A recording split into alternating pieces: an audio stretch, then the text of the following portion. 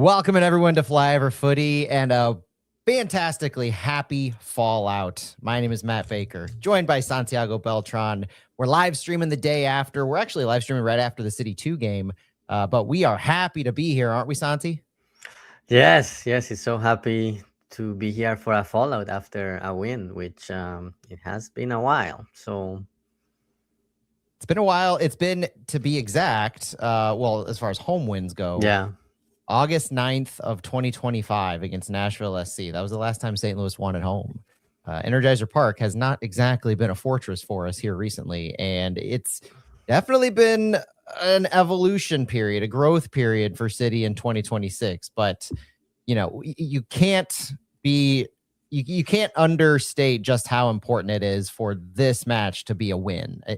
Not that we had been building up to this match, but I don't know. This was kind of like a pivot point. This was an inflection point of sorts in fan expectations, in how we've been framing the whole season. So I don't know. I feel like this is a little bit of an exhale just as much as it is like a sigh of relief from getting a win. Just for what this means, we have a break coming up, and now we have kind of an idea of where we stack up, at least in terms of competition.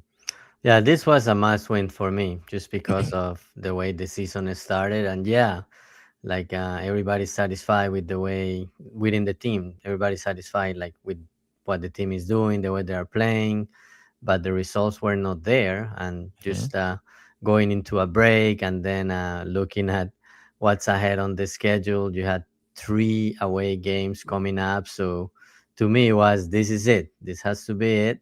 And it wasn't the best showing. Even Damet and Hartel said it. They talked about it, but it was a win. Well, you ready to record for the pod for our audio listeners? Get into it. Let's do it. Welcome everyone to Flyover Footy. My name is Matt Baker, joined as always by my friend in soccer, Santiago Beltran, for a Fallout episode and a happy Fallout episode. It's a 3-1 win. St. Louis City has defeated the New England Revolution in match day 5 to earn St. Louis their first win of 2026. Santi, welcome in, and how are we feeling about this one? Matt, I'm happy. I'm happy because it was a game that, for me, the team had to win just based on how the season started. Also, what's coming up on the schedule, going into a break too. So it's important to finish that first round of our game of 5 games with a win and with good sensations. Even though the team didn't have its best game, like going out with a win into a break is always good. A 2-week break. Our next match after this isn't until April 5th, I think it was, April 4th against the NYCFC. So that's one component of this, is that St. Louis, and it probably plays a little bit into some of the things, the tactical decisions that Damet made towards the end, definitely plays, I think, into who ended up starting for City 2 on Sunday. But the fact that St. Louis has 2 weeks off, they have a bye week of sorts, or an open week next week, and then we have 3 road games before finally returning to Energizer at the end of April. And that also plays into some of the festivities that are occurring on Sunday night. The pups at the park, there's some penalty shootout going on for some kids that are season ticket holders. Lots of fun activities that the club is doing to get folks onto the field, because they will be replacing the pitch after this weekend. A lot of fun stuff, and we have some fun stuff to talk about too. Santi, do you want to start? I think we should start where we usually do, our starting 11. Starting 11 for this one was no big surprises compared to previous weeks, though that in and of itself might be a surprise to some fans. Roman Berkey started in net. Dante Polvera, Timo Baumgartel, and Haziel Orozco were our back 3. Rafael Santos was the left wing back. Conrad Vallum was the right wing back. Chris Durkin and Daniel Edelman are central midfielders. Marcel Hartel, the left 10. Celio Pompeu, the right 10. And Simon Betcher was our 9. Celio Pompeu enters the starting 11 for his first start of 2026. That's probably the headliner of this 11. Cedric Toyshard was out, picked up an ankle injury last week, we found out. So he missed this one. Thankfully, that's unrelated to the issues that he had at the back half of 2025 that caused him to be shut down, that caused him to enter this season a little behind the 8 ball. So this injury has nothing to do with that previous one, though. we hope to, see Seti back on the training pitch here pretty soon, and that it's not a lingering issue.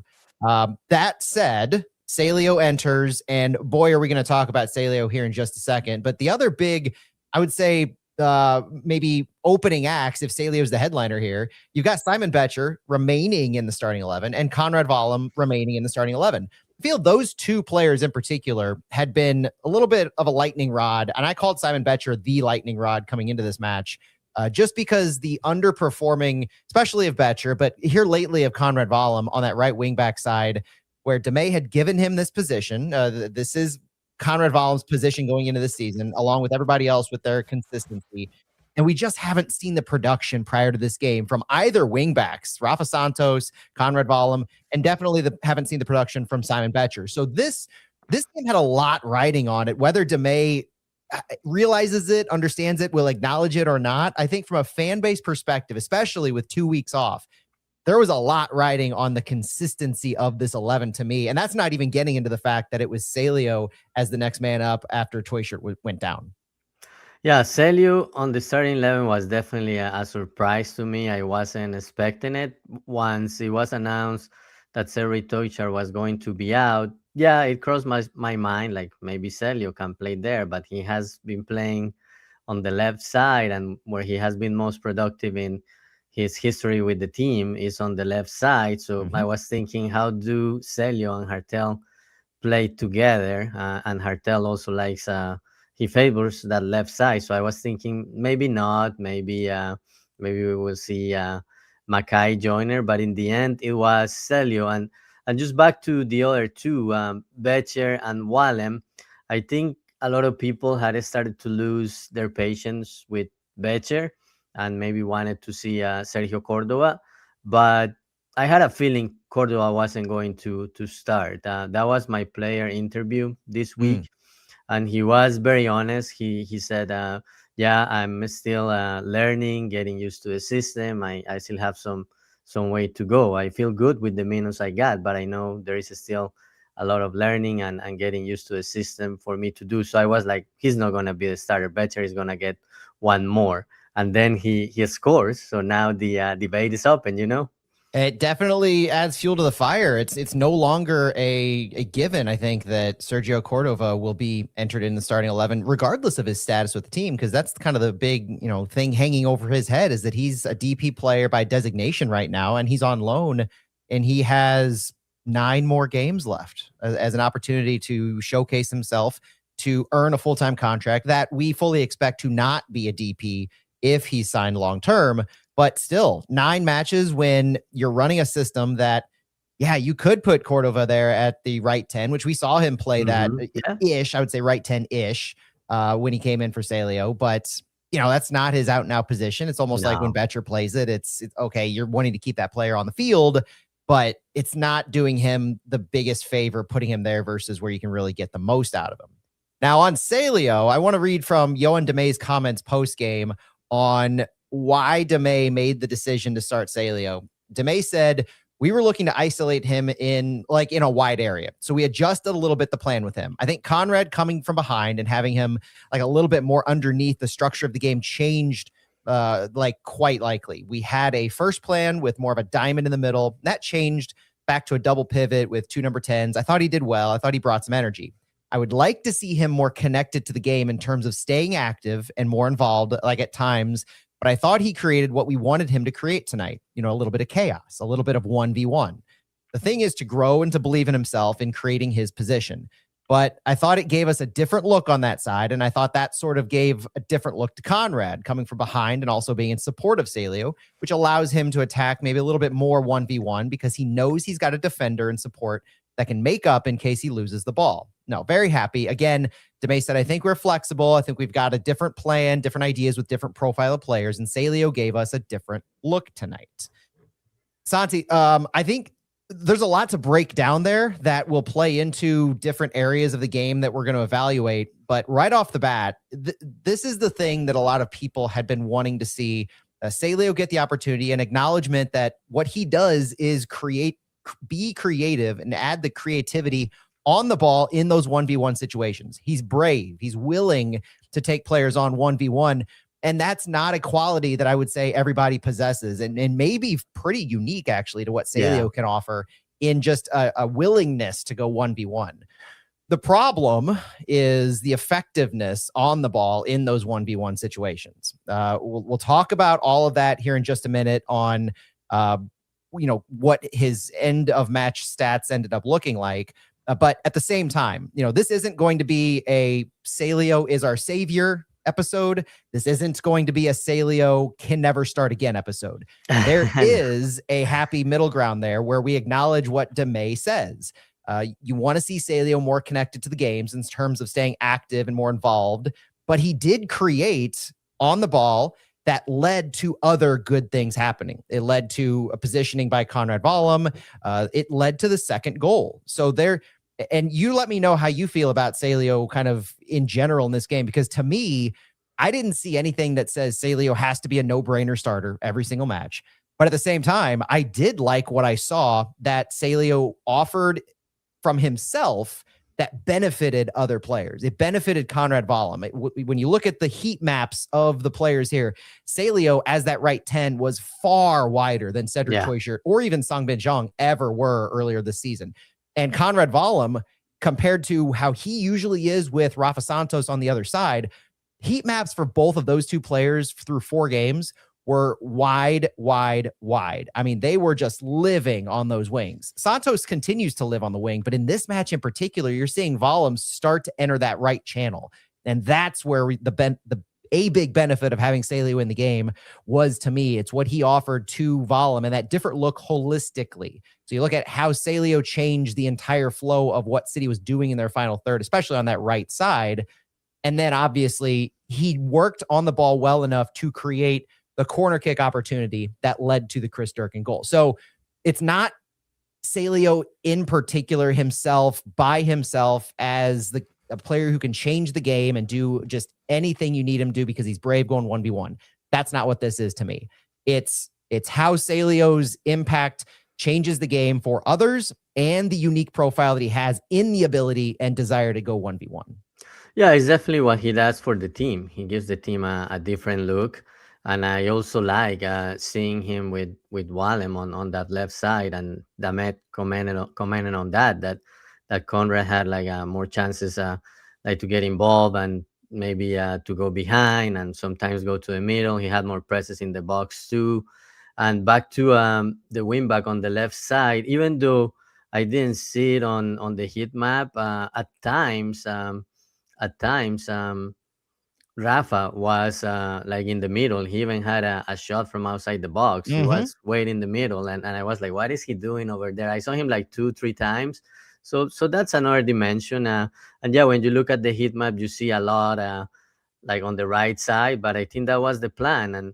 And having Celio there isolated, creating chaos was good. And yeah, maybe it's not just Celio himself, it's the team effort and what adding Celio gives to the team. And if we continue with the consistency, I think he needs to get another start so you can continue seeing what he can do. I absolutely agree. I think as long as, I mean, even maybe if Toyshirt is healthy, what we saw from this because of Celio and otherwise around him, you could argue very much as a result of him being in the game. I liked our look better. I thought that Marcel Hartel was still doing all of Marcel Hartel's stuff. He was all over the field. His heat map was everywhere. Celio's was very much more on that right side. And so what it led into was a numerical superiority, I would say, like a volume win on that right side. We were very much targeting the right side, and it was effective at generating a lot of chances when we were on the ball. I liked the movement that we had. It wasn't all attributable to Celio, but just his existence, his appearance in that on that field at those times was a component of it that we just didn't have before. And so it's hard. It will be hard for me to say, okay, Celio, he was great as part of a part of the whole. Now we can go back to having Cedric Toyshirt or Songbin or anybody in the, I don't know. I really think that I might want to see another shot, but it will be at increased opposition. I think in the next couple of weeks against NYCFC at away at Citi Field or Yankee Stadium, wherever they're playing at. that will be a separate conversation. But diving it back into this game, the rest of the team, I think they did step it up a little bit, regardless of if it was because of Celio's involvement. We're going to talk about Marcel Hartel, but we've got a lot of other good things that happened in this game for sure. And that's using the same consistent 10 or so that we had been going off of. The back line did well. The midfielders did well. Got issues with the wingers. We're going to talk about our good, bad, and kind of neutral stories and themes here in a moment. But finishing up the conversation on the starting 11, on the bench, there was no Falou Fall. He wasn't there yet, and that's not unexpected. Damet had told us that Fall's first appearance would be with City 2, which it was. Falou Fall played for City 2 on Sunday, along with 7 other City players. Just an absolute, I mean, that ties into the fact that we have next week off, and he wants to get a minutes. It was very much a one-off, I think, of the amount of City players playing for City 2 because of this break next week. But on the bench here, you had Sergio Cordova, you had Brendan McSorley, Mackay Joyner, Song Bin Jong, Thomas Totland, Miguel Perez, Lucas McNaughton, Mamadou Mbake, and Ben Lunt. No Falou Fall. Edu Lowen, let's talk about Edu Lowen for a second. Santi, Lowen was not listed on the player availability report initially. I was on vacation this past week, and I got hit up when I didn't see it at first. But when I noticed it, it was kind of odd. He hadn't trained with the team all week, so his omission, I think, was an error as they updated it shortly after to reflect his absence. And then, the 10-minute that was amazing. tribute, the 10-minute tribute to Ilona Lowen. I mean, what more can you say other than it was a classy move by the club? It was well done by the fans and the supporters in the stadium. Before that, even the banner that the supporter groups marched to the match with was fantastic. Go check out the Santos, the Luligans, STL Soccer News. All of the sites have, and all the supporters have, their images of that march and the images of the fans in the stadium. It was a classy move that really added, I think, a level of just must win to this match. You have these intangibles that occur. You have these off the field things, and you properly show tribute to them. You make them a big deal, and I think it raises the stakes. You don't want to, no matter what happens at the end of the game, you want to walk away with just a better feeling about all of this. And I think it was a beautiful moment. It was a beautiful tribute. The fans played a perfect part in this for a minute of silence. And St. Louis, the City players showed up in response to this, rising to the occasion and paying tribute in their way by winning the match, so to speak. I thought that was a beautiful, beautiful, moving moment. And I'm just proud of St. Louis fans. I'm proud of City as a club for doing that and honoring Ilona in that way. Yeah, I love that moment, and it's great how the fans just understood it's more than soccer, and regardless of whatever you think, whatever ideas you have to come together as fans, as a team. It was amazing. Like it reminded me of the games around COVID time where you could hear the players talking. Like everybody was quiet, yep, and you could hear the players. I was like, oh wow, everybody is really going with this moment, and with the banners that everybody showed. Like it was a great moment, and obviously you go and win the game. Obviously that adds a cherry on top of it. I was excited when I saw the availability report and didn't see Edu initially, but I didn't know what to read into it because he had not been training. I was like, well, maybe he will make an appearance during that moment, but that didn't last too long. It got corrected shortly after. Probably, I'm sure some people reached out to the team to ask, and then it was corrected. Yep. But I'm glad everybody showed up, and it was like unity, like everybody supporting Edu and just showing up for the moment. That was great. It couldn't have been better. And Jim Watson in the chat has the right. You could have heard a pin drop with the 22,000 plus people there. It was remarkable to see. The 3-word reviews of this that Stu posts after every game, I think, is a good segue into discussing the actual game itself. All for Alona, all for Edu. The fans turned out, they showed up, they knew their responsibility, and they knew the part that they could play in this meaningful moment, and it worked to perfection. Besides that, when you talk about the on-the-field performance, Santi, bucket hat, we needed that.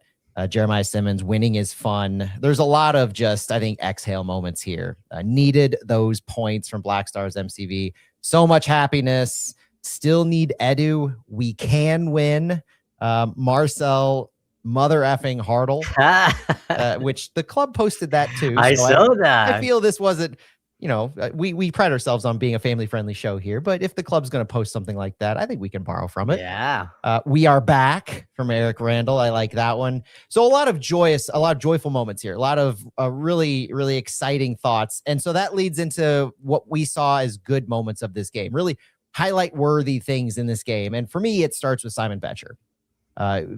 In general, we'll talk about the game flow and the game state in a moment, but Betcher came in this match with a lot of pressure. And a lot of, I think, eyes on him, a fan base that was growing tired of his XG glory last year, not translating into goals. And then this year, just a total ineffectiveness through 4 games, save for that one pass to Marcel Hartel against Charlotte. And in this match, I think he started to earn some trust back. You start to build things up. You don't want to go overboard with a goal as that. Okay, everything's absolved, everything's fixed. We're good to go now with Betcher as our 9. But I think he did show in this moment that what he offers on the field and how his positioning is, what his role is, it has a lot of value with this club. I thought Betcher was coming back as more of a false 9 in the buildup, helping to connect the lines a little bit. And the passing network reflects that. If you look at any one of the stats or any one of the images, you can see the wings are still higher up and Betcher is more as that center forward dropped back in, tucked in centrally close to where Marcel Hartel is as far as average positioning goes. In the buildup, I thought that offered a lot of value in how they can help to connect through the midfield areas. But he's also leading our press, and he's pretty effective. And our press in general is fairly effective, borderline very effective in my eyes. I think we're doing well off the ball for the most part. And we're learning from the mistakes that we make when it comes to the central midfield and some of our wide center backs in pressing moments, and how to properly space and fill gaps, when to press and when to fall back to not allow space behind you. But Betcher is leading the lines on both. We often press with 2 strikers or 2 forwards moving up. It's usually the right 10 and Betcher that do that. So Celio and Betcher, or Cordova and Betcher.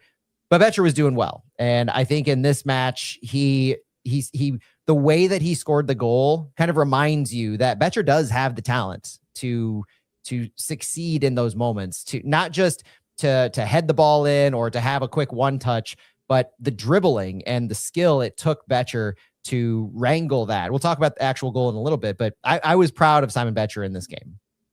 Yeah, it was great to see him scoring his first goal of the year. I think he needed it for his confidence too. But yeah, you can see he's valuable, and off the ball he also did a good job, and hopefully he can continue building from this performance. But I think he was due for scoring, and I think it's great for his confidence and also for the team's confidence. What'd you think of the wing play? That's my other good one. And it's good in the sense of mostly Celio and Valem. Rafa Santos, and we'll talk about some of the stats in why in a minute for the bad, but Rafa Santos, from a corner kick perspective, I think definitely showed everybody what the intention is there, with Santos and Hartel being our free kick and corner kick takers. An absolute skill cross by Rafa Santos. And that, to me, shows a little of what we've been missing in the run of play with the crosses not landing. But in general, you have Santos, you said it earlier, Santi, Rafa Santos inverting a little bit more, coming into the box, getting more involved from a weak side perspective to be that option far post.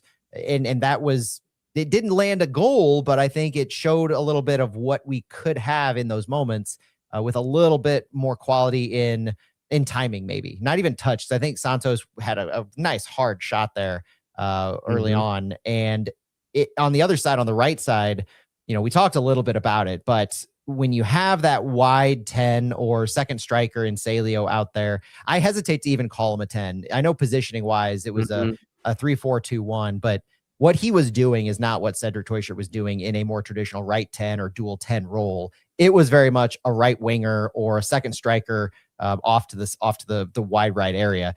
And what it did was it unlocked Conrad Vollem's ability to be a little more creative. He wasn't pigeonholed into, okay, Vollem, your responsibility is the antithesis to Santos on the right side. You stay out wide, you send in crosses, you play the ball through to your underneath 10.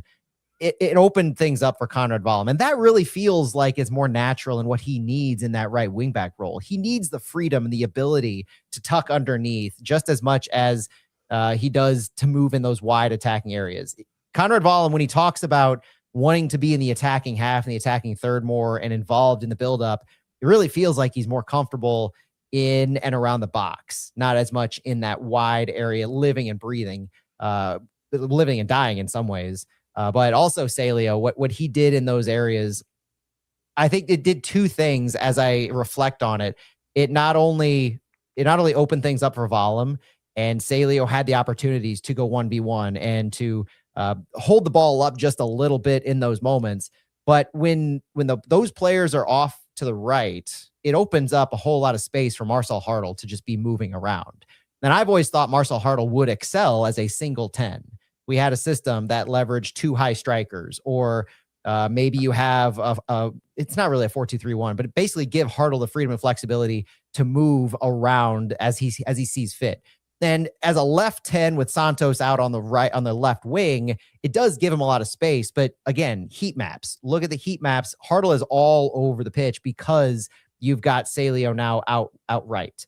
And I think that creates a lot of capabilities and potential for Marcel Hartel. So I felt like it all opened up a little bit more in the attacking third because of what our wingers, especially on the right side, were doing.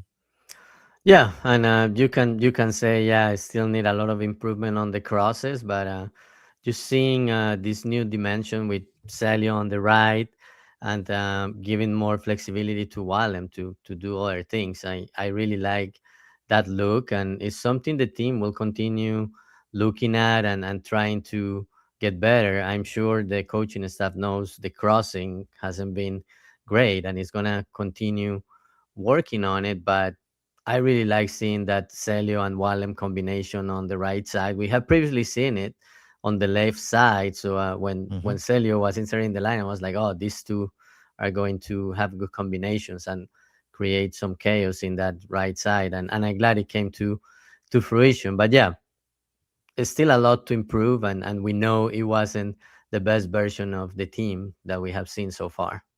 Absolutely. I don't think wasn't just a lot of things gelled in this game. It wasn't just the right wing side. It wasn't just what they were doing in that attacking half. Another positive to me in this game was our midfielders. I think Chris Durkin and Daniel Edelman continue to take steps every single game in improving their cohesion, their aggressiveness, and their ability on the ball. Durkin's goal was on a set piece, and so that is what it is. I think there's a level of glory to the timing and to the effectiveness, but when you talk about the run of play, Daniel Edelman was the FOTMOB player of the game. He had a ton of actions that really, cemented his work as a destroyer, but also on the ball. Daniel Edelman had a ton of passes into the final third, and we're seeing a lot of success. More so, I think it's under the radar just how successful our wide center backs and our midfield are at getting the ball into the final third. There's a lot of line breaking capabilities that they're working with, and the patience and intention of holding on to the ball in those areas is designed to facilitate those line breaking passes. I've seen less, short passing to move us up the field lately, as much as especially in this game, much as I have a desire to hold the ball, draw in the defense, New England, and open up some of those lines so you could pass it from an Orozco up to a Celio, or from an Orozco up to a Vollem who's, in that attacking phase. So I like what our midfield has been able to do. I like how our press has been working. And I give a lot of credit to our press with our midfield in how our lines are specifically managing the press. So the goal that was scored by Betcher, that was a Daniel Edelman press. Daniel Edelman having a duel in the midfield on the city press led to that. And you're seeing examples where they're getting better at this game over game. Durkin and Edelman are getting more and more comfortable in winning the duels. In this match too, my last really thing that I want to highlight is our ability to win those duels. And that is a direct result of an effective press. We have 60% of duels won in this game, 62 on the ground and 56 in the air. And we had 4 successful dribbles compared to their 1. So we're successfully retaining possession of the ball just as much as we are causing the turnovers that are leading to, in this match at least, leading to a goal. And so I'm impressed with the growth. If you're pointing to areas where you've seen a few issues early on, but they've noticeably gotten better and fewer issues, the midfield might be my one area where I'm really proud of the growth that they've had. Because I still have issues with our wing play. I still have issues with Santos and Balam and the crossing. Our center backs have done well. I still have issues with the attack. But as far as the growth goes, as far as where you were match day 1 and, even 2 and 3, where you had issues against San Diego, Seattle into LAFC, to this match, competition, yes, it is a factor here, but I'm seeing less errors from our midfield and more, okay, this is a reason why we're now being successful. They're getting better match over match. And this is all happening without Edu Lowen here. And that's a massive benefit to having players like Durkin and Edelman, who are both on long-term contracts now. And both of them are getting a little bit better on the ball. Edelman and Durkin both were top 4 players, I think. I know Edelman was up there in progressive passes into the final third. And that's kind of what we need from our midfield. We need them to be better passers, better ball handlers, and we need to have that be a strength for St. Louis, as opposed to we have to play out wide because our midfielders are just not capable of progressing the ball. Yeah, definitely a lot of improvement. Another thing that obviously a lot of things to improve, but I think in transition, I have seen a lot of space between the midfield and the center backs, but that's something the team adjusted on the second half. Like the first half, New England could have, before they scored the goal, they had another opportunity to score, and after they had an opportunity also to go to nothing, and it was placed in transition where the team left a lot of space, and New England was able to break the press with long passes and just leaving 3v2 or 2v2 situations. So that's something to look at too. Absolutely. Now, for all the good, there were some frustrating moments in this game, and I'll start and almost stop with the wide play with crosses. We have to figure this out. If we're going to continue to have 10 plus crosses a game, we have got to start connecting them. And whether it's the quality in where the ball is coming from, or whether it's the numbers advantage that we have in the box, or the type of player that we're delivering it to, something has to change as far as when we have buildups and we send the ball in the box. Because Celio was 0 for 5 on his crosses. Rafa Santos was 1 for 7. And Conrad Valem was 2 of 4. These don't work. Like, we can't have 10% of our crosses hit per game and have that be an effective way that we progress the ball.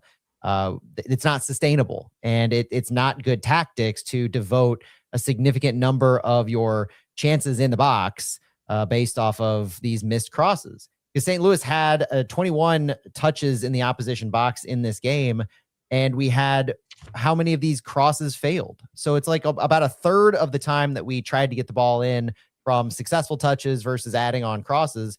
That's not sustainable. And I don't know exactly where the fix is. It could be the quality in who's delivering the service. So a Santos, a Valem, a Celio, but it could also be just the overall game plan around them. You're not getting bodies in the box to receive those balls. Because we saw the quality of Santos delivering a corner kick.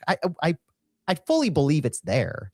It's just not able to land if you're in transition and you need to hold up for a little bit longer to allow a Hartel or a Durkin to enter the box with a Betcher.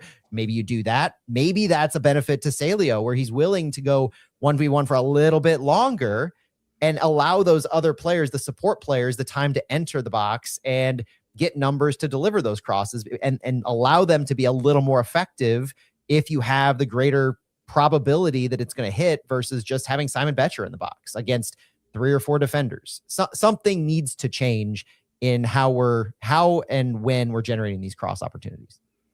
Yeah, you definitely need to get more numbers in the box, but yeah, definitely Celio with that 1v1 ability, and we saw it on one of the chances City created. It was the one that Wallem ended up missing on the rebound, but it was Celio like holding the ball. He couldn't find a space. Finally, he crossed it, and although it wasn't a successful cross on the rebound, Santos was able to get a shot that Matt Turner cleared, and then Conrad Wallem on the rebound couldn't get it in. Santi, related to this, the other thing that I really wanted to look at is the issues that we had to get in the box from the left side. Want to look at one particular graphic over here where we have 28% of our passes in the final third occurred on the left side from the I would say the left third of the field, but 0% of our passes into the box occurred from the left side. This is a problem to me. And whether it's, you can see what the right side was, and whether you attribute that directly to Celio's, where his positioning was, what his instructions were, and what his overall role is, it was very much tied to Conrad Wallem on that right side. So this kind of makes sense in that regard, at least from a 63% of our passes in the final third were on the right side. It's the effectiveness of that, where you go from passes in the final third to passes into the penalty area. And at that point, you're going from a 28%, 9%, 63% from left to right of passes in the final third to a 0, 12, and 88% passes into the box. And the volume of passes into the box isn't great. I think it's something like 7 or 8 total passes into the penalty box that were successful. So it's not like we were lighting the world on fire there. And in general, we need to do better about that, where if we're having dozens of passes in the final third, but yet we only have 7 passes that are successfully into the penalty box, it's almost like you're nitpicking about the fact that we had 0 from the left. In general, it's a very low percentage number of passes into the box compared to how many are in the final third. And that in and of itself needs to change. It's just magnified also by the fact that the left-hand side is borderline anemic in that regard. Yeah, and in this game, you were able to create enough opportunities on the right side, but you need more balance.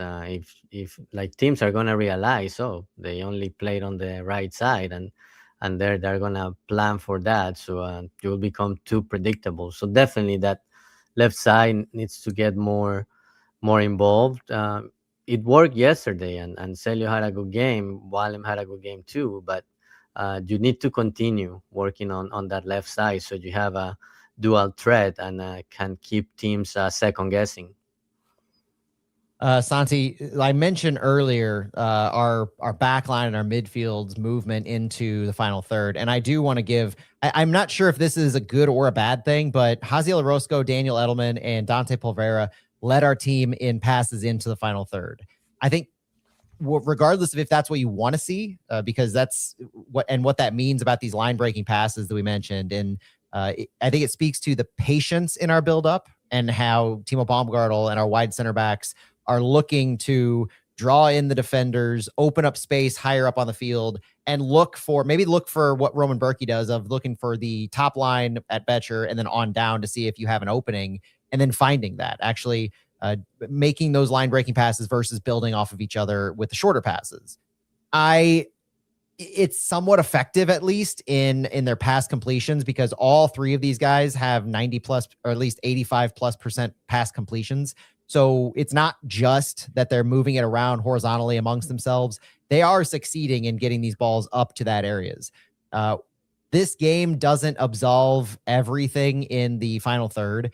3 goals, overperforming your XG for the first time this season. Absolutely needed, necessary, wanted, appreciated, all of that stuff, the intangibles. But at the end of the day, we still struggled when we were in the final third. We still struggled with generating the opportunities into the box, with creating high percent chances. It's just that we actually used some individual creativity. We overperformed versus underperforming. and we allowed some of our players, or we had some of the players who should be performing at certain levels actually perform at those levels. Santos with his cross, Betcher with his goal, Hartel. My God, we will spend some time on Marcel Hartel in just a moment. But anything else before we go into a few of the notable moments of the game, Santi? No, let's review what happened. Well, the first half kind of started in, I would say, New England's favor. 4 shots in the first half, all came in with the first 18 minutes. Not even counting some of the missed shots, like Ilya Feingold had a missed sitter at 10 minutes that I don't want to look at that replay again, because that reminds me of when we complain about Simon Betcher sometimes and what he misses. That was a sitter, pure and simple. It should have been 2-0 by 14 minutes based on this. Now, Feingold eventually got his a few minutes later, but there was a harrowing first 15 to 18 minutes or so. And I think St. Louis, in a lot of ways, were lucky that they only were down by 1 after that moment. But I want to take a look for the stream, and I'll talk through it on for the audio of kind of what we had going at 14 minutes. So let's look at the first goal that New England scored.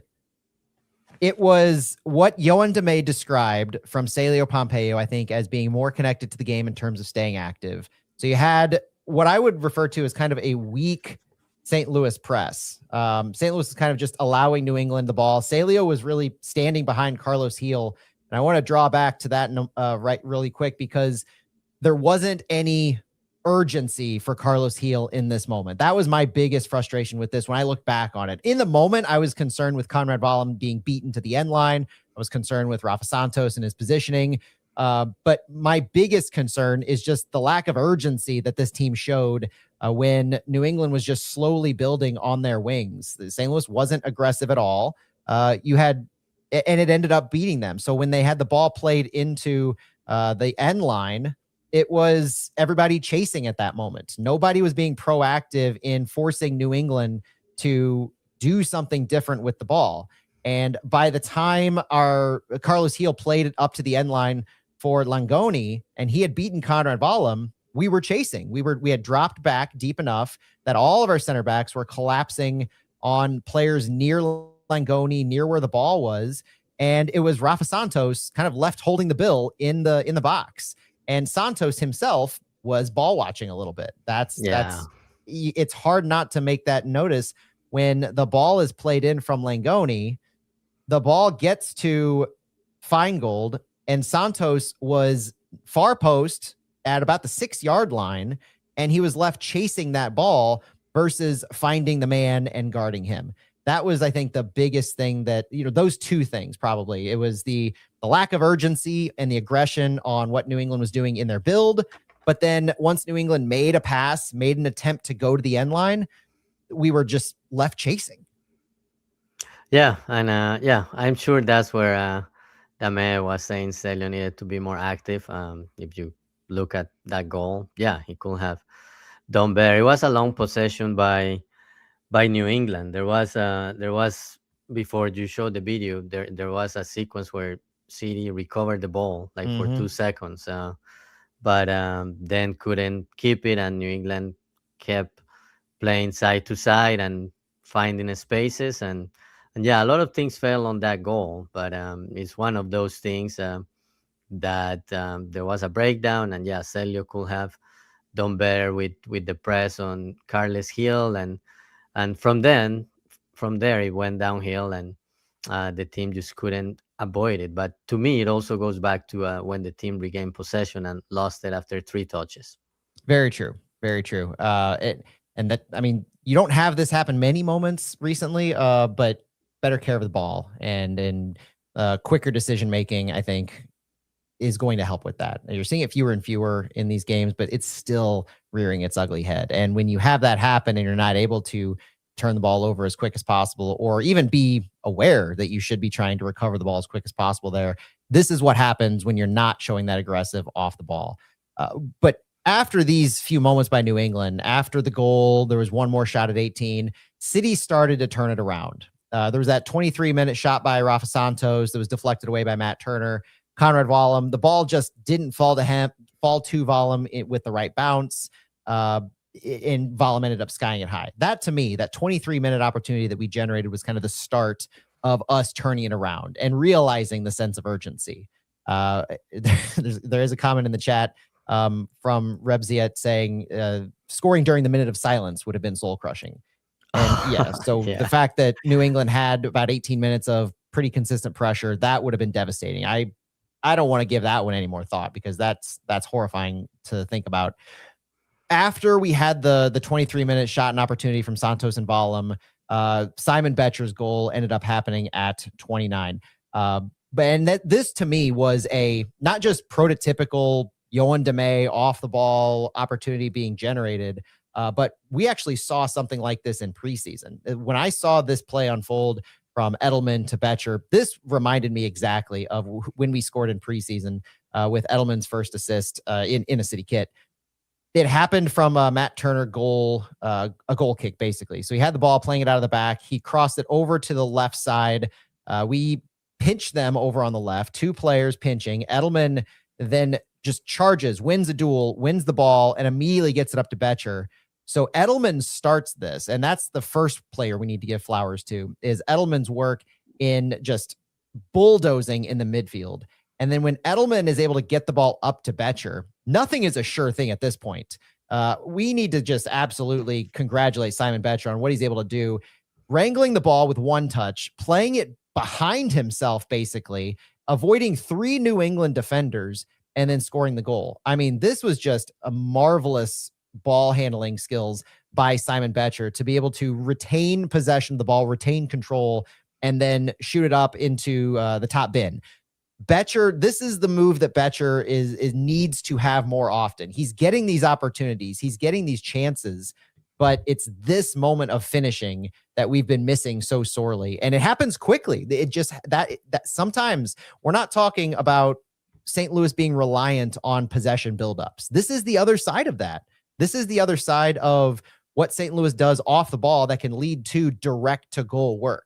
In possession, yeah, we try to be patient. We make sure that we're taking care of the ball. But this is a reason why I was upset with that first goal that we allowed, because of how lazy, lackadaisical we were acting in defense. This is the St. Louis that I want to see on defense. The St. Louis that pinches a player that has the ball on the wide areas, that is aggressive on the ball and trying to win duels in the midfield. There's a ton of space that was opened up for that goal. There was a ton of space around Daniel Edelman, and it was his responsibility to go 1v1 in defense and win that ball back. And he did it. And that's the growth of Edelman in the advanced attacking area, to not just win the ball, but to have the wherewithal and the skill on the ball to be able to deliver that pass up to Simon Betcher for him to do the rest of the work. So perfect execution off the ball from Edelman and Betcher on this one. Yeah, it was a great job by Daniel Edelman recovering that ball. But you could also say that Celio kind of redeemed himself from the first goal, because him and Wallen did a great job. Those were the two. Pinning the defender on the left side and forcing that 50-50 ball that Daniel Edelman recovered. So that was great to see too. And yeah, you can say, oh, City, the goals were scored on situations where the ball was recovered or a set piece, but that counts too. And Celio and Valen, they did a great job there. And then Edelman not only recovering, but with the vision to find Simon Betcher. Absolutely. Good shout out by Celio and Volum in pinching that wide area that caused the pass. The time that they took there, I think that was as necessary as anything. We had a few more opportunities in the first half. St. Louis was clearly seeking something, trying to make something happen. Santi, I want to, before we talk about the actual corner kick itself, one thing that I want to talk about is the build up into that corner kick. So we're going to show it. We're going to talk about it. And this is where a lot of Celio's impact, I think, is directly attributable. But in the same sense that I mentioned earlier, it's not Celio being responsible for the goal. It's what he does on the field that facilitates for other people and really changes the whole dimension of our game here. That was wonderful to see. And so this starts in the play and the build up right before the corner kick. We're in stoppage time at this point. St. Louis is progressing the ball through their midfield. Marcel Hartel plays it wide to Conrad Vollum, who is in the right channel at this point. They're progressing it up, getting it to Celio in the wide area, and this is Celio 1v1. And Celio's 1v1, he tries to get a cross in on the ground, it looks like, and it's blocked away. And this is where you take advantage of a Marcel Hartel at the 10, Conrad Vollum inverting in, and then Celio on the wide areas, because Hartel is able to create enough space to get it to Vollum in that right moment inside of where Celio is, and then Celio's out wide, and he's able to generate the corner kick.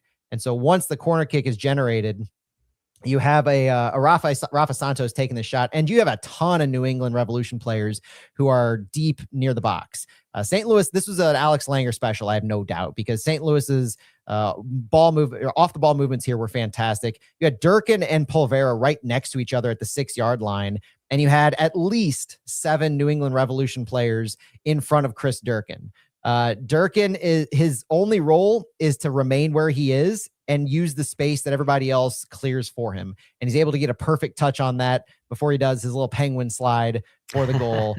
This was the kind of set piece opportunity that we've been missing so sorely in the first 4 games. Yeah, I really like that move that Paul Barra made to draw a defender, the defender that basically was marking Dorkin, or was in the area where Dorkin was. And then that left Dorkin by himself, and he did a great job putting away that ball. But yeah, great set piece opportunity created, great delivery by Santos, and yeah, that's another weapon the team can use, and we had not seen it not only this year, but last year was also lacking. And Durkin said after the game, it was perfect service from Rafa. That was the area we were targeting, which is the second post. Durkin said, I didn't realize I was going to be that free. I was a bit indecisive between heading and kicking it. So I look like a bit of both, but really happy. It shows everything, scoring goals, the compilations of celebrations. Durkin isn't the greatest celebrator, but at the same time, we'll take any kind of awkward Durkin celebration if he's going to score goals like that. And I think this is what you need to build off of when it comes to set pieces, when it comes to corners, and just know that you have the ability to execute when you have a good game plan as well. It was a perfect setup, and it was perfect execution from Chris Durkin. So that's how St. Louis went into halftime. I continuously say, and especially when this kind of thing happens, I will reiterate it. There are 3 main moments in a game that have the opportunity to drive huge chunks: the very beginning, right before half, and right after half, because you have a game plan, and what happens at the very beginning, if something changes, you have to adapt, and your game plan might be out the window. At halftime, right before halftime, you got to sit with it. You have to sit with whatever's going on, and then after half, your whole game plan could change again, and that's what it is. So Santi, we had a pretty good first half. It came together after the goal was allowed. We ended up going ahead, which is the first time in months and months since we actually went ahead at halftime. We had that to build off of, and then the tactical changes happened. So, did you see anything in the second half before the Marcel Hartel goal that was really noteworthy to you on the City side? The only thing that maybe was notable, there was a free kick that Hartel took. Mm-hmm. I really wanted to see Santos taking it, and in the end, it ended up hitting the wall. So hopefully, team will continue working on that. But Santos had some success in the preseason, and also had one that hit the post in the home opener. So I was hoping to see Santos taking that one, but nothing else notable. The team did a good job containing New England, adjusted in defense. In the spaces it allowed New England in transition. So I think it was a good adjustment. The only other noteworthy thing to me is just Damet's management of the game, bringing in at the 73rd minute, Sergio Cordova for Celio Pompeu. Pompeu, probably a minutes thing, hasn't played a ton of minutes lately. And then Cordova came in. It was a like for like, that right 10 spot, the wide right area. I thought Cordova did fine. I thought he was creating some chances. Nothing materialized, but I like the movements that I saw. Again, limited minutes for Cordova, and so you just want to see more from him. And other than that, it was really the only sub made by Damet until second half stoppage, when you just bring in some defenders.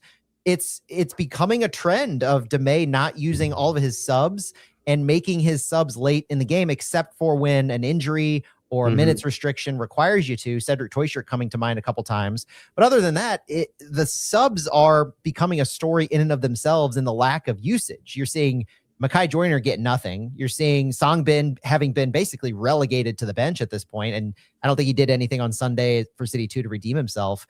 But you're just not seeing players utilized, and you wonder if that's going to be something that we see consistently week over week, and what that's going to do to the players who are being asked to play so many minutes every single week, or if we're just not favoring certain players. And in the summer window, that's going to be part of the story, is some of these guys who just aren't getting a lot of minutes are going to be cycled out a little bit. It's an evolving story to me, and something that I am keeping my eye on. But Santi, this is probably the highlight of the show here. The thing that everybody's keeping their eye on right now is Marcel Hartel. My goodness, did he have his coming out party of 2026 with this goal? And it was entirely created by him, with, I would say, an honorary mention to, I think, Daniel Edelman for the way that he was pressing, the way that he forced New England and other City players too, the way that he forced New England to keep the ball in their back half. And I want to start by looking at how New England was doing what City did often, in just patiently possessing the ball, working it out of the back. Edelman pressed high to force the ball back to Ceballos, their center back, over right in front of the penalty box. They're still trying to work the ball out to the left side. St. Louis is still meeting them. Cordova blocks it. Edelman blocks it. They get the ball back to Ceballos, and he tries to line break a pass, and it's immediately stolen by Marcel Hartel. And the one touch over Matt Turner, you could sear this in the mind of every single City fan, and you could just play it on repeat. It is just that quality in what Hartel did. And Hartel himself downplayed it after the game, talking about how everybody's defending together. It was a bad touch. It was a bad touch at first, and he had to figure out where the goalkeeper was, and he just was like, it's all or nothing, and he hit it perfectly. We got to see the new goal celebration after the second child, and that's what lit everything on fire. You're getting Sergio Cordova I love his response afterwards, where it's just his hands are on his head. Durkin was doing the same. Betcher was doing the same. Unbelievable just work that nobody could believe what he did on that. Goal of the week for sure. Goal of the year nominee already.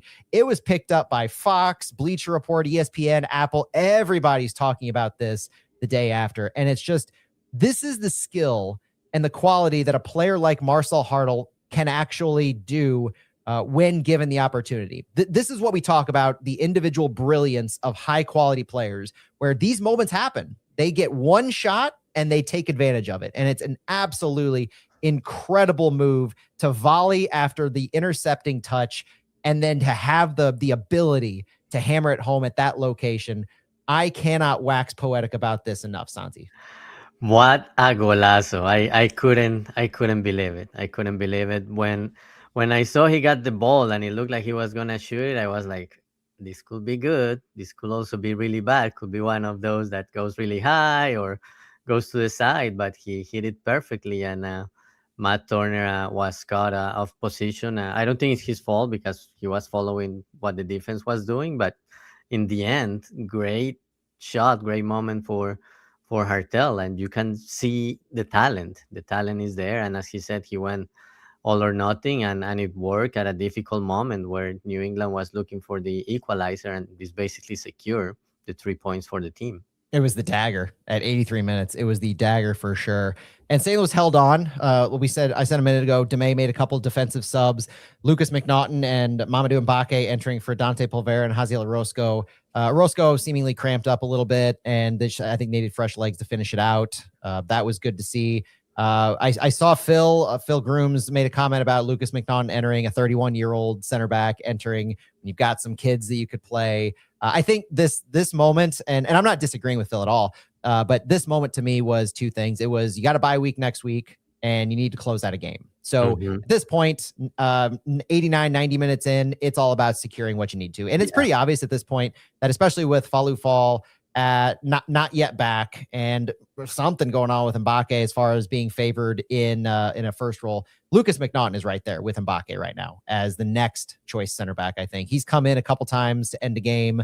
He started at central center back for City 2 on Sunday. I think Lucas McNaughton, who was a successful MLS level player with Nashville, Toronto, before he was injured in Nashville. Don't discount him. So we've got good center back depth brought in at the end of the game to close it out. Stats wise, I would say this was probably one of the underperforming games of the year. So Yoann Damet actually called this post game one of the worst performances this season. I think a lot of people took note of that.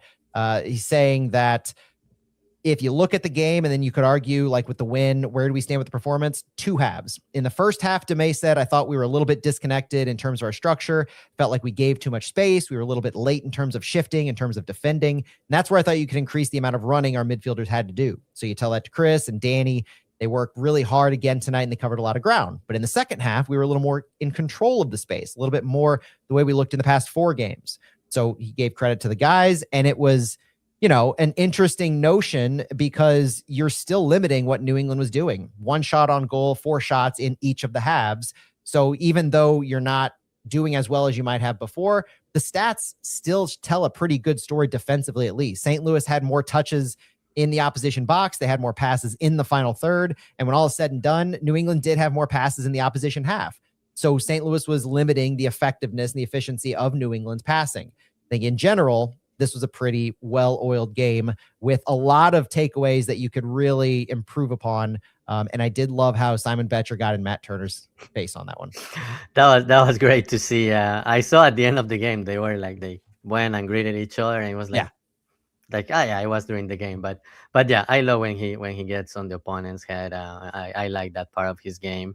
But yeah, I liked Damet's comments that he wasn't he was happy about the win, but he knows there were a lot of things that maybe could have done better, and he's just not obviously winning cures everything.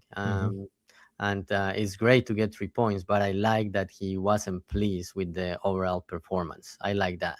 And this was a game that had plenty of issues throughout. It wasn't a dominating performance by any stretch of the imagination, but it was a better performance. It was an improved performance over the past few weeks. And that's what you need from a team that is still looking to work out the kinks in a Yoann Damet system and working to improve their overall quality. And so on that note, I want to give highlights to a few of the players. Chris Durkin, funny enough, was the man of the match. And I blame entirely the timing of when this was put on the City app. I think the voting opened just before, maybe like 30 seconds before Marcel Hartel's goal, something silly like that. And so at that point, Durkin with the goal and with his work in the midfield made sense. It was his first goal of the season, his first goal since June 1st, 2024 against Inter Miami. Durkin had 8 passes into the final third, 3 of 4 accurate long balls, 4 recoveries, 5 of 8 ground duels won. So he did a lot of the work in addition to scoring the goal. Not upset in that regard, but Marcel Hartel with scoring his goal, second goal of the season, and the way he scored the goal is the no-brainer man of the match because of that, and I think everything else he was doing here and there to facilitate. It wasn't anything that was noteworthy beyond that, but when you have a goal scored like that, you get all the flowers in the world. Yeah. Obviously, Durkin was chosen, but could have been Hartel, could have been Betcher, who scored the goal and also did a lot of work on the press, and I think it was his best game of the season. But overall, the team doing enough to win the game, get the 3 points, and go to the break on a happy note. And Durkin getting no yellow cards in this one was noteworthy because accumulations are going to be a thing at some point, and the more matches you go without a yellow card, the better you are for suspensions. So that was nice to see. Simon Betcher with a goal, first goal of the season, 13th overall in MLS, has now scored in both City matches against New England all time. He's the only player to do that in both of the games we've played against them. Daniel Edelman had an assist with his second assist of the season. Edelman also had 92% accurate passing, which from the midfield is pretty important and noteworthy, as opposed to our center backs who were kind of used to at this point having high percentage passing. Edelman had 7 passes into the final third, 5 tackles, 5 recoveries, 10 of 11 duels won. That's a massively noteworthy stat for me, including 8 of 8 ground duels. Edelman is a beast when it comes to these duels and these 1v1s and winning the ball. And with if you add the accurate passing on top of that, I think Edelman is quietly becoming one of the biggest shining stars for St. Louis, especially in the midfield. Then Rafa Santos' first goal contribution was City after assisting his corner kick Durkin. Big picture, Yoann Damet's first win as a head coach for St. Louis City. Mbake Fall made his City debut, entering the match as a sub late. Celio with his first start. City's undefeated against New England, 1 win, 1 draw. And they improved their home record against Eastern Conference teams to 7-2-3 with a +14 goal differential. Maybe we could just talk them into playing the East a little more often. We know it's not going to happen in the sprint season next year. Yeah. So, Santi, any final thoughts on this one before we look at next week briefly? No, just a good performance overall, and the team did enough to get the 3 points. A lot of things to improve, but obviously, if you get a win, it's easier to look at those bad things, and also gives everybody confidence after 4 games without winning, and everybody kind of happy about the job that the team had been doing and things that had shown during those 4 games. So it's a good win. It's a good win before that break, before that FIFA break, and also before what's coming up. And honestly, no team is perfect.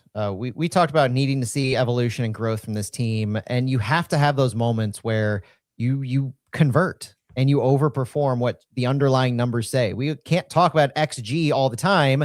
We need to talk about the Gs. We need to talk about the goals, and it's important that you don't rely on chance creation and shot generation and all that stuff. What goes into creating the opportunities, you have to talk about finishing. And St. Louis had that enough this weekend to get the job done. And we hope that carries forward because City has a week off before facing NYCFC on April 4th. The NYCFC fell to Miami on Sunday, and it was their first loss of the season. They are second in the East. We're going to have a full preview of them in about 10 days or so. But City currently, at least as of recording, sits 11th, tied for 11th in the West, with a few matches left to be played on Sunday night, and including the LA Galaxy game. We currently sit 1-2-1 on 4 points, with the next 3 matches on the road. So it doesn't get as easy or as much breathing room as we hoped. We have NYCFC, Dallas, and Seattle next, and we don't return home to Energizer Park until April 25th, which plenty of time to do that work on the field. And that's kind of fairly standard. I saw a question in the chat earlier. It's just something you replace every few years. The natural grass, St. Louis has done this at least once, twice if you consider the edges of the field, but it's something that periodically gets done. So it's not too noteworthy other than the fact that they strategically time it for these kinds of breaks. So that's what that is. And we'll be back later this week for a look at City so far. Any notes and news from training we'll talk about. No fallout next week just because there's no game. And then I'll be back to preview NYCFC the following week. Any last words, Santi? No, I think that covers everything. Lots of goals in our games yesterday. There were like Nashville winning 5-0. Philadelphia lost again. Bradley Carnell having a bad time there. Charlotte scoring 6 goals against New York Red Bulls. And the one from today, Minnesota and Seattle won scoreless. But that's one I like to keep an eye because I keep an eye on because I want to see what James is doing and if he's playing. And he didn't start and only came in the 77 minutes. So we started to get a little worried there. The Charlotte game is a good reminder that you can't judge your opposition. You can't judge a team on 1 game, 2 games. It's the same thing with the Revs when they dumped 6 goals on FC Cincinnati from 4 headers and a red card. You got to understand the things that go into the game, the nuances, the individual moments, and how goals get scored. You can't just say, all right, Charlotte looked bad in our 1-1 draw, and so that reflects bad on City. It's not as simple as that. So that's really noteworthy of that 6-1 win over Red Bull New York. Appreciate you bringing that one up.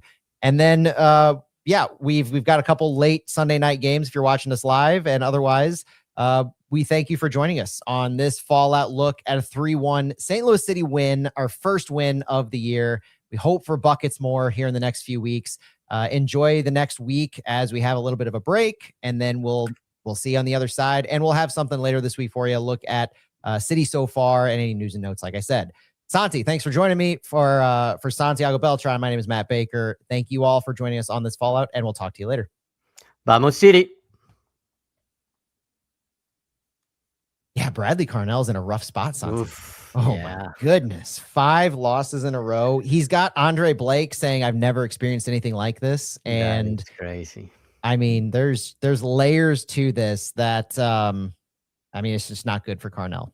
And because of this, I think he now is gaining a reputation for a manager who has maybe initial success, but if he's going to if he's getting fired here at some point soon, which it looks like he might be on his way out the door, then he's going to have a lot of questions to answer about what is happening with these second year for sure clubs of his. I don't know. It's rough. Yeah, rough times there. All right. Well, good talking to you. Thank you all for joining us, and we'll all talk to you later. Thanks, guys.